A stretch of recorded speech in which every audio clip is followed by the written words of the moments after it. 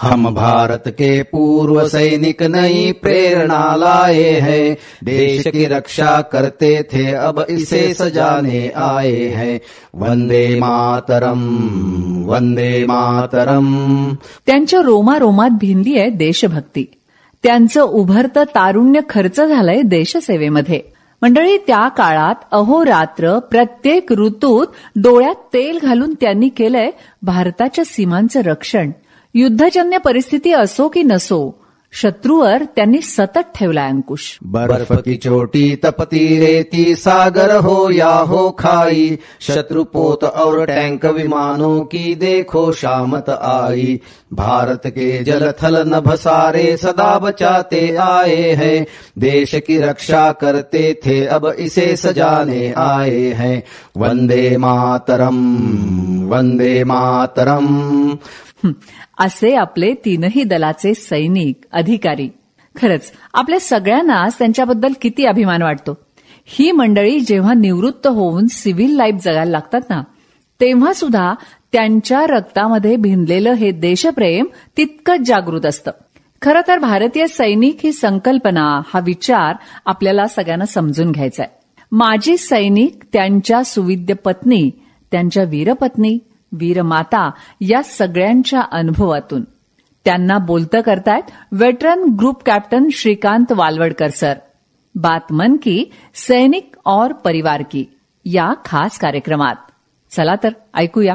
अपने श्रम अपने पौरुष से सब बाधाएं दूर करे, सद्शिक्षा और सद्विचार से मानवता को पुष्ट करे। महान राष्ट्र था पुनः बनेगा, लक्ष्य यही ले आए हैं, देश की रक्षा करते थे अब इसे सजाने आए हैं।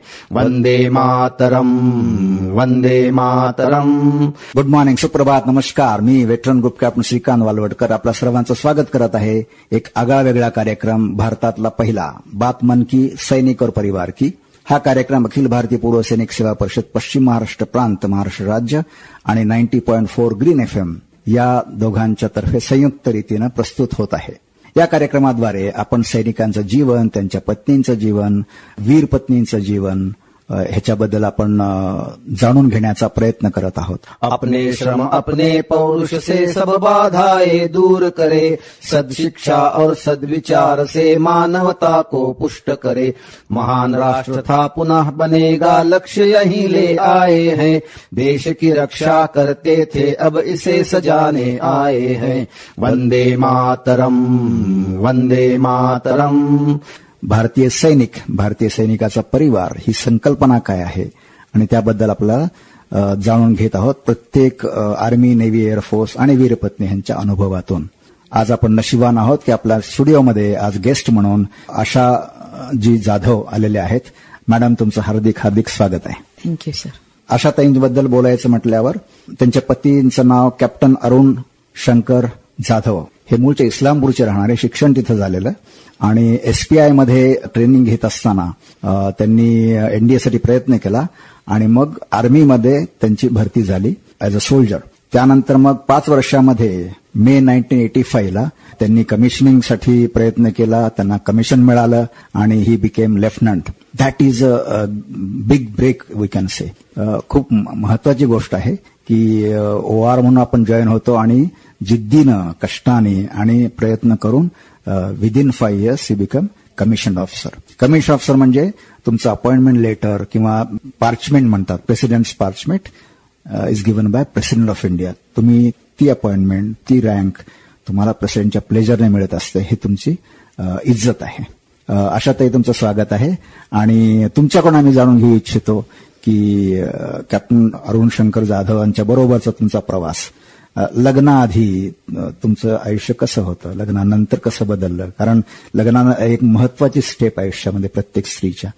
लग्नानं तुम्ही सासरी जाता आणि आर्मी ऑफिसरची बायको तर सासरी म्हणजे डबल सासर. ते आर्मीमध्ये परत जावं लागतं, म्हणजे सासरे सोडायचं आणि तिकडे जायचं नवीन ठिकाणी, नवीन लोकांमध्ये.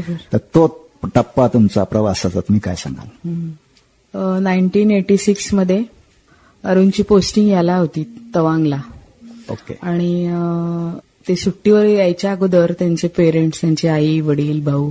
मी मूळची कुंडलची आहे. आमची जॉईंट फॅमिली होती तेव्हा. आणि त्यावेळी मला सहज असं येऊन ते बघून गेले की असं असं एके ठिकाणी मुलगी आहे हे त्यांना समजल्यानंतर. आणि मग अरुण आल्यानंतर ते सगळेच जण बघायला आले, पसंती झाली. आणि त्याच्यानंतर 2 जूनला 86ला आमचं लग्न झालं. ओके. Arrange marriage. ओके. आणि त्याच्यानंतर एक 20 दिवसामध्ये ते परत सुट्टी संपली म्हणून गेले. बरोबर. त्यामुळे तशी माझी त्यांची ओळख किंवा काही असं झालंच नाही. असं बरोबर. पण मी जॉईंट फॅमिलीला बिलॉंग करत होते आणि जॉईंट फॅमिलीमध्येच आले होते. बरोबर. माझे सासू सासरे, 2 दीर, नणंद सगळे. अच्छा. त्यामुळं 1 वर्षानंतर त्यांना मी म्हणजे बघितलं जेव्हा ते आले परत. बरं. त्यावेळेला म्हणजे मला असं त्या पिरियडमध्ये असं वाटत नव्हतं की माझं लग्न झालंय किंवा हे म्हणजे 18-19 वर्ष वयामध्ये एवढं हे पण नव्हतं, मॅच्युरिटी किंवा काही. पण घरातले सगळे म्हणजे वातावरण चांगलं होतं, सगळे चांगलेच होते. आणि 1 वर्षानंतर ते आले तेव्हा कळायला लागले की नाही बाबा आता आपण. आणि आर्मी बॅकग्राऊंड माझ्या घरी काहीच नव्हता. ओहो. अच्छा. सिव्हिलियन. वडील काय करत होते? वडील माझे गव्हर्नमेंट जॉबमध्ये होते. बरं. आणि ते म्हणजे 95ला रिटायर झाले ते. ओके.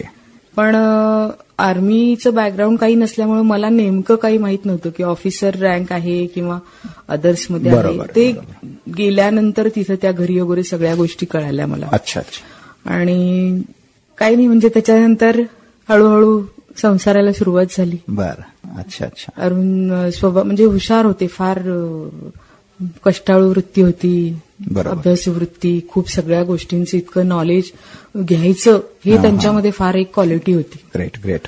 आणि शांत होते स्वभावाने, शांतपणे सगळं करणं, प्लॅन करणं, या गोष्टी मी त्यांच्याकडून शिकले. म्हणजे आयुष्याचं लग्नानंतरचं जे वळण असतं ना, एका मुलीला आयुष्यामध्ये वळण आई वडिलांकडून जे लागतं ते बेसिक असतं आणि आयुष्याला नेमकं वळण कसं मिळालं पाहिजे, म्हणजे मेन डिसिप्लिन जो असतो आयुष्यातला, लवकर उठणं आहे, मुलांचा सांभाळ आहे, अभ्यास कसा घेणं आहे, घराच्या रखरखावापासून सगळ्या गोष्टी मला म्हणजे अरुणनी मला शिकवल्या. अच्छा. बरोबर. म्हणजे आयुष्याचे जे सगळे रंग असतात ना ते सगळे मला त्यांच्यामुळे कळाले. आणि त्याच्यासाठी मी खूप म्हणजे देवाकडे थँकफुल आहे की अरुण म्हणजे माझ्या लाईफमध्ये माझा लाईफ पार्टनर म्हणून मला मिळाला. बरोबर. आणि फार प्राऊड फिलिंग आहे. बरोबर. प्रत्येकाला मी सांगतो की आता या वयामध्ये मी म्हणतो की कोणत्या रँकमध्ये जॉईन होता, कोणत्या ट्रेडमध्ये जॉईन होता, कोणत्या ब्रँचमध्ये, हे महत्वाचं नाही. महत्वाचं मी काय करणार आहात, काय करता. अरुण सरांनी एनडीएमध्ये प्रवेश घेण्याचा प्रयत्न केला, झाला नाही. परंतु मग आर्मीमध्येच जायचं हे ठाम निश्चय केला होता आणि ते रिक्रूट झाले आणि ट्रेनिंगला गेले. तिथून तवांग म्हणजे अरुणाचल प्रदेश, डिफिकल्ट एरिया आणि सब झिरो टेम्परेचर असतं, नॉन फॅमिली स्टेशन, ते फॅमिलीज अलाउ करत नाहीत. त्यामुळे त्यांना तुम्हाला इथे 1 वर्ष राहावं लागलं. आणि मग त्यानंतर मग त्यांना चॉईस पोस्टिंग मिळते. मग पुढचा प्रवास कसा झाला?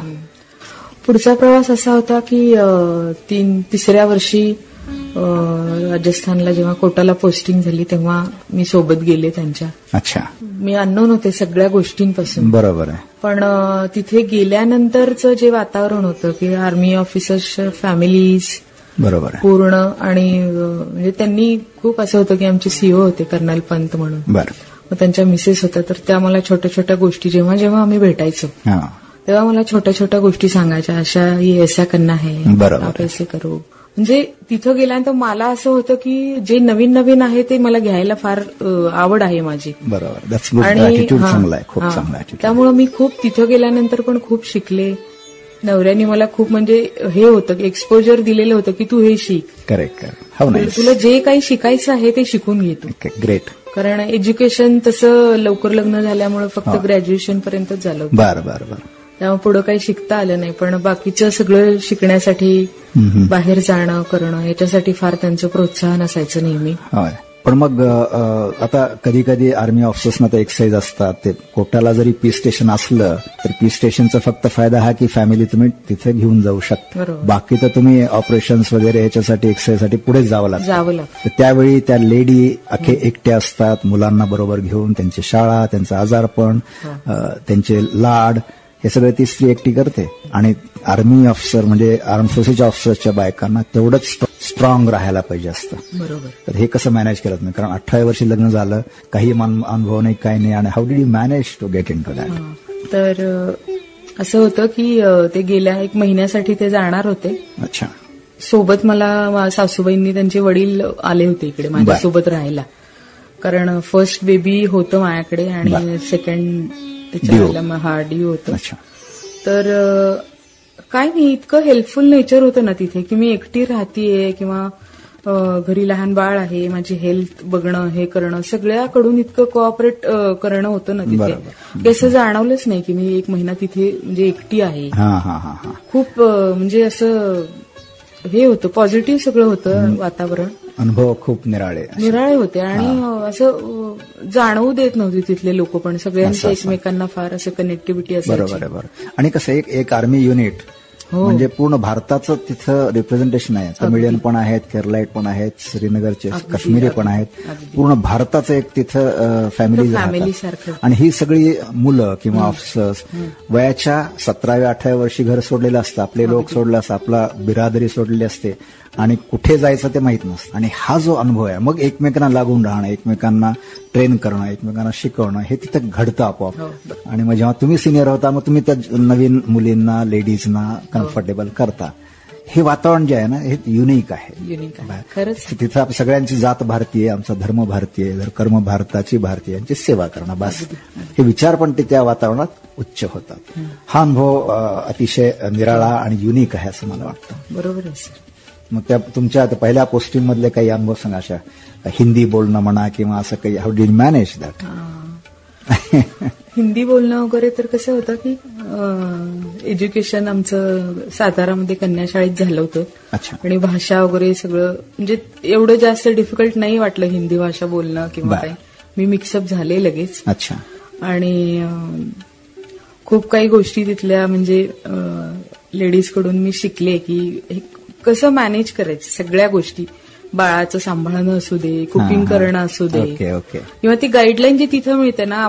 एक मिसेस शर्मा म्हणून होत्या, वरतीच राहायच्या तिथे, तर त्या खूप माझी काळजी घ्यायच्या त्या पिरियडमध्ये वगैरे. बरोबर. आणि बाळाला सांभाळताना पण मला सांगणं किंवा काही कुठलीही गोष्ट कुकिंग मधली असू दे किंवा आणखीन काही सांगत राहायच्या की मॅच्युरिटीनी कसं राहायचं, काय करायचं. म्हणजे तिथं गेल्यानंतर असं होतं ना की आपण फॅमिलीला मागे सोडून आलो आहोत आणि आपण एकटे आहोत तिथे, हे कधी जाणवू न देणं, हे म्हणजे तिथं आपण एवढं छान रमून जातो ना, अगदी कम्फर्टेबल करतात, अगदी कम्फर्टेबल करतात. Matured way of thinking, behaviour सगळ्यांचं चांगलं बिहेवियर असतं आणि एक त्याचा अभिमान वाटतो. येस, इथं मला आपण तिथे म्हणजे खरंच मी नशीबवान आहे की मी आर्मी ऑफिसरची वाईफ आहे आणि आता मुलगा पण माझा त्या फील्डमध्ये आहे, युनिफॉर्म सर्व्हिसमध्ये, आणि ते फार प्राऊड फिलिंग आहे. करेक्ट. त्याला म्हणजे फार ग्रेट वाटतं की देवानी आपल्याला खूप छान ठिकाणी ठेवलेलं आहे. करेक्ट. सेफ,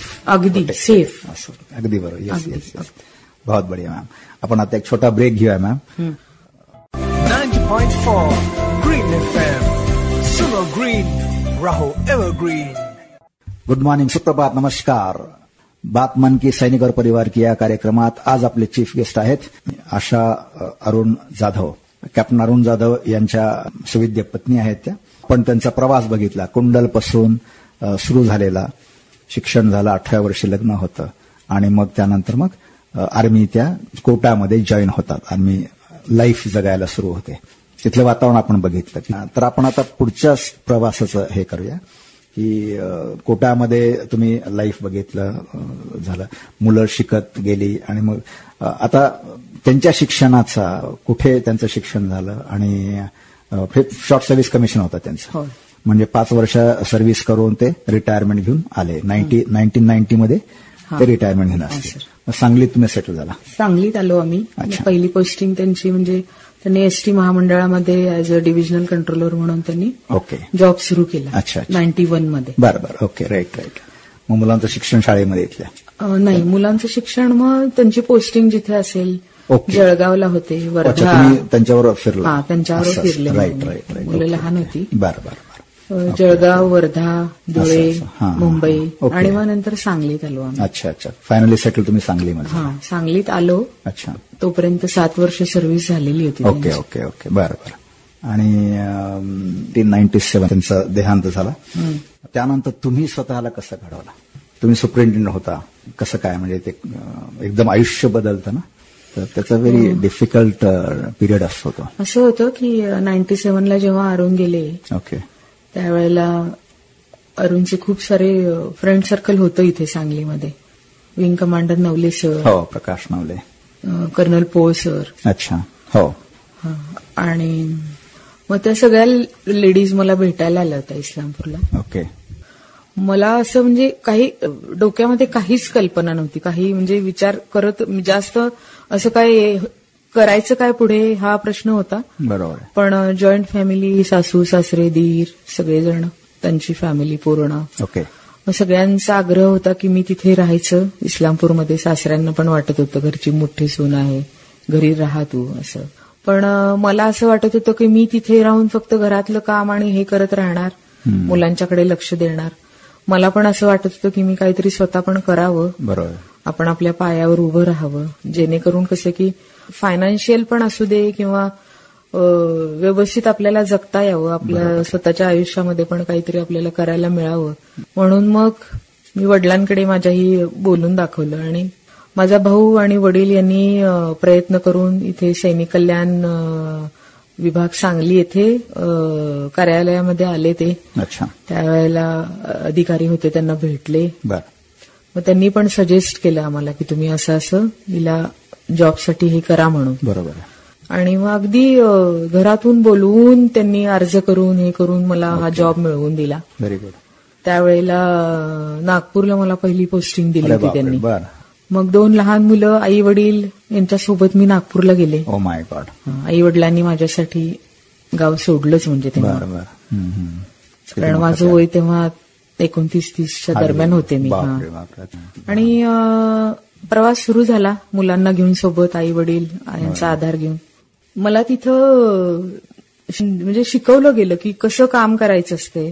मागचं बघून पुढे नाही करायचं, की तुम्हाला रोजचा जो मुलींना सांभाळायचं आहे.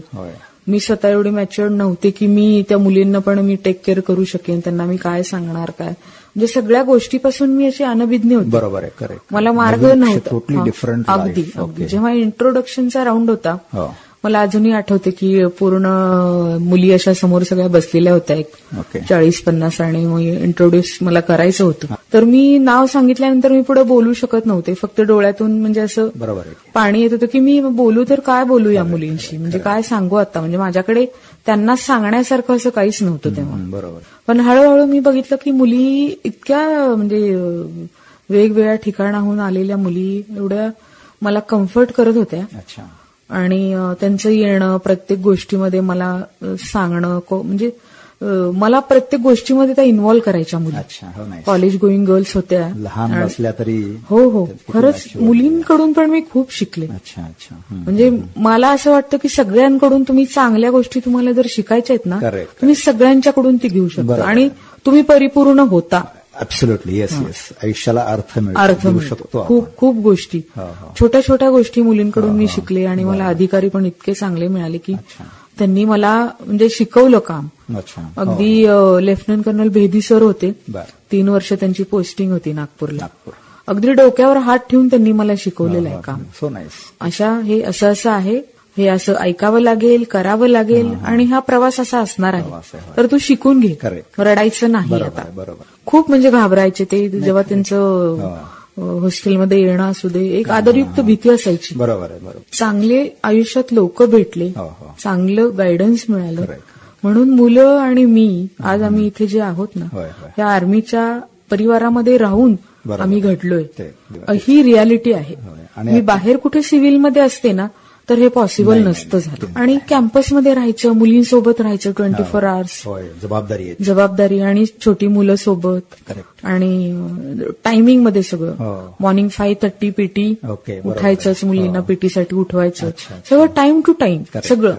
मुलींनी 7 वाजता यायचंच आहे तर यायचंच आहे. 7 वाजता गेटला लॉक लागणार म्हणजे लागणार. वॉचमन तिथे असणार की गेट लाव बाबा. आणि you have to be strong हा, to ensure that discipline is maintain. अगदी. मग त्यावेळी मी ठरवलं की बरोबर, मी स्वतःला म्हणजे मला सवय आहे की स्वतःला सांगायचं तुम्ही की तुम्हाला सगळेजण सांगतात पण तुम्ही स्वतःशी पण तुम्ही सांगा तुम्ही स्वतःला की मला हे करायचं. सगळ्यांचं सगळं ऐकून नाही होणार पण तुम्ही पण ठरवायच्यात काही गोष्टी. अगदी बरोबर. प्रायोरिटीनी लाईफ जगलं पाहिजे. बरोबर आहे. फर्स्ट फॅमिली आहे, करेक्ट, जॉब आहे, बरोबर आहे, त्याच्यानंतर सगळ्या गोष्टी येतात. अच्छा अच्छा. आता किती वर्ष सर्व्हिस झाली तुमची? 24-25च्या दरम्यान झाली. 25 सर्व्हिस करून तुम्ही VRS घेतला. VRS घेतला. ओके. आणि मुलांचं शिक्षण कसं? मुलांचं शिक्षण नागपूरला सुरुवात झाली, त्याच्यानंतर मग इथे परत मी सांगलीला आले. अच्छा.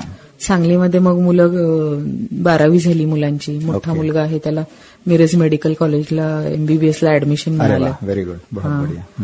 आणि त्याच्यानंतर दुसरा मुलगा होता त्याला COEP पुण्याला मिळालं ऍडमिशन. बहुत बढिया.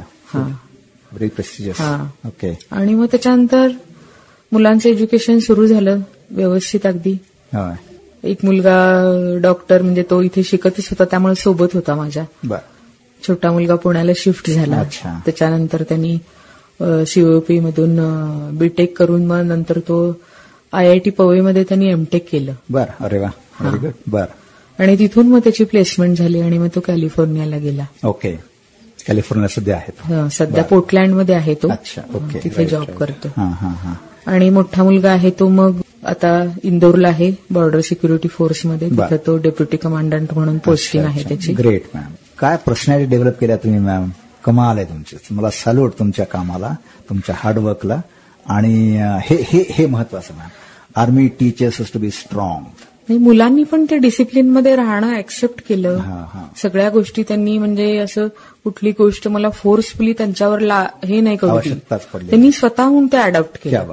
अभ्यासामध्ये फोकस करणं की आम्हाला इथे जायचंय. दोघांचं ठरलेलं होतं की मला मम्मा डॉक्टरच व्हायचंय, मला इथे जायचं आहे. हे सगळं त्यांनी स्वतः हार्डवर्क करून मिळवलेलं आहे. बरोबर. त्यांनी स्वतः मिळवलं हे सगळं. आणि मला म्हणजे छान वाटतं. खरंच समाधानाची गोष्ट आहे. आणि रथाचं एक चाक निखळून पडलेलं आहे, एका चाकावर तुम्ही चालवला रथ. कमाल आहे तुमची. कमाल. मुलांचा सपोर्ट जो पॉझिटिव्ह होता ना खूप. म्हणजे आम्ही राहायचं तिघांचं विश्व होतं आमचं. आई वडील होतेच सोबत पण छान होतं ते. मस्त खूप. म्हणजे आम्हाला तिघांना आमचं आपापलं माझं मला काम आहे, मुलांचं एज्युकेशन आहे. खूप किती छान ना. मुलांनी सिद्ध करून दाखवलं. येस, माझी मम्मा माझे पप्पा एकच आहेत आणि त्याला समाधान द्यायचं. किती समाधानाची गोष्ट आहे. ग्रेट. आपण आता एक छोटासा ब्रेक घेऊया ma'am. You are listening to 90.4 green FM. सुनो ग्रीन, रहो एवरग्रीन. नमस्कार, सुप्रभात. आपण ऐकत आहोत बात मन की सैनिक और परिवार की या कार्यक्रमामध्ये आपल्या आजच्या गेस्ट आशा अरुण जाधव मॅडम. ब्रेकवर जाण्यापूर्वी आपण त्यांचे 2 टप्पे बघितले. लग्नानंतरचं आयुष्य आर्मीमध्ये असताना, त्यानंतर दुसरा टप्पा रिटायरमेंट नंतर. अरुण सरांनी रिटायरमेंट घेतली आणि ते सर्व्हिससाठी बाहेर आले. त्यात ते आयुष्य आपण बघितलं. आणि मग मुलांना घेऊन त्यांनी जॉईन केलं हॉस्टेल सुपरिटेंडेंट म्हणून. नागपूरला पहिली पोस्टिंग. आणि मुलांनी सगळ्या कष्टाचं आईच्या फळ त्यांना दिलं. आहे तो BSF मध्ये आहे. दुसरा मुलगा IIT मधून MTech केलेला आहे आणि तो आता USA मध्ये सर्व्हिस करतो. मॅडम, आता मला सांगा, या आयुष्यामध्ये असं काही आहे का, काही राहिलंय माझं, मला काहीतरी करायचं, अजून शिकायचं? कारण मी म्हणतो नाही, मी तुम्ही रिसिव्हर ऑन असेल ना, तुम्ही शिकत राहता. रिसिव्हर ऑन ठेवला पाहिजे. आयुष्याला अर्थ द्यायचा आपल्याला. तुम्ही तर आतापर्यंत आयुष्य अतिशय अर्थपूर्ण जगला आहात. एक म्हणजे रथाचं चाक निखळलं तरी तुम्ही त्या जिद्दीनं. आणि आज जर अरुण सर पाहत असतील वरतून, त्यांना अभिमान वाटणार आहे की माझ्या पत्नीनं किती छान संसार केला, किती व्यवस्थित मुलांना घडवलं. समाधानाची गोष्ट आहे. तर ह्याच्या पुढचं तुमचं आता तुम्ही काय शिकायचा प्रयत्न करता किंवा काय तुमचा प्लॅन आहे? मला 2 छान नातू आहेत. एक 7 वर्षाचा आहे आणि एक छोटा आहे 5 महिन्यांचा. बरं, लहान. तर मुलांसाठी तरी आहेच, पण माझ्या नातवांसाठी पण मला फार असं म्हणजे वाटतं की मी जसं माझ्या मुलांकडे बघितलं किंवा जसं लक्ष दिलं, मला माझं स्वतःचं आयुष्य पण जगायचंच आहे, पण त्याबरोबर माझ्या नातवांना पण मला वेळ द्यायचा आहे. त्याच्यासोबत मला म्हणजे प्रवास करायचा आहे. खूप काही गोष्टी मला त्यांना सांगायच्या आहेत. बरोबर. लाईफमध्ये. आणि मला म्हणजे खात्री आहे की ती विश पण माझी पूर्ण होणार, कारण माझा मोठा नातू माझ्याकडे 3-4 वर्ष तरी राहिला इथे सांगलीमध्ये. बरं. अरे ओके. मग त्यामुळे आमच्या दोघांचं एवढं छान हे आहे ना की सोबतचा जो वेळ असतो आमच्या दोघांचा इतका छान असतो. छान म्हणजे खूप अगदी मी त्या गोष्टी ते आता लांब राहतायत सध्या, पण मी त्यांच्यासोबत असणारच आहे. जाणार येणार ते लोक येतात हे करतात, पण त्यांच्या सोबतचा जो वेळ आहे तो मला जगायला आवडेल. म्हणजे मुलांची मुलं हे म्हणजे त्यांच्या सोबत राहायचंय मला. तो जो आनंद असतो ना नातवांसोबतचा तो इतका युनिक आहे ना की मी इतकं खुश आयुष्य आहे म्हणजे माझं की मी स्वतःला मला असं वाटत राहतं की अरे आयुष्यामध्ये किती काही गोष्टी आहेत की त्यांनी खुश होऊ शकतो. खळखळून हसणं आहे, त्यांच्यासाठी गाणं म्हणणं आहे, त्यांच्यासाठी काही बनवणं आहे, अंघोळ घालणं आहे, खूप खूप गोष्टी. खरंच खूप. आणि आजी आणि नातू हे नातं फार सुंदर, जगातलं सुंदर नातं जे आहे ना जबरदस्त ते आजी आणि नातू.